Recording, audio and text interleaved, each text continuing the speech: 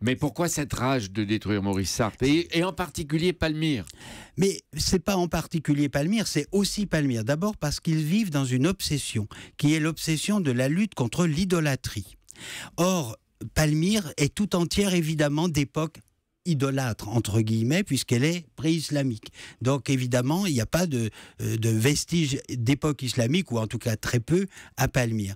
Donc c'est vrai qu'à Palmyre, il y a les temples des dieux, le dieu Bel, Baal-Shamin, Alat, etc. Et qu'ils ont décidé de faire table rase de ce qui était des vestiges du temps du paganisme. Quel âge a Palmyre? Alors Palmyre, c'est une ville qui aujourd'hui va sur ses 4000 ans, à peu près. Puisque le nom de Palmyre apparaît dès le 19e siècle avant Jésus-Christ dans une tablette assyrienne. C'est-à-dire 20 siècles avant Jésus-Christ, voilà, et depuis Palmyre, qu'est-ce que ça veut dire? Palmyre, c'est la palmeraie, c'est Tadmor en arabe.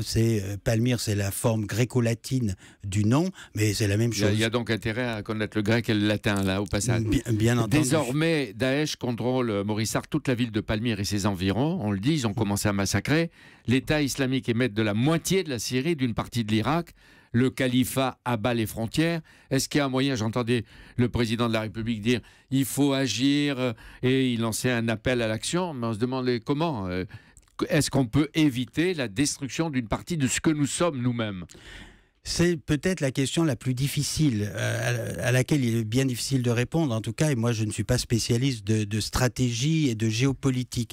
Ce qui est sûr, c'est que quand on dit que Daesh occupe la moitié de la Syrie, c'est quand même la moitié désertique qu'ils occupent, pour l'essentiel.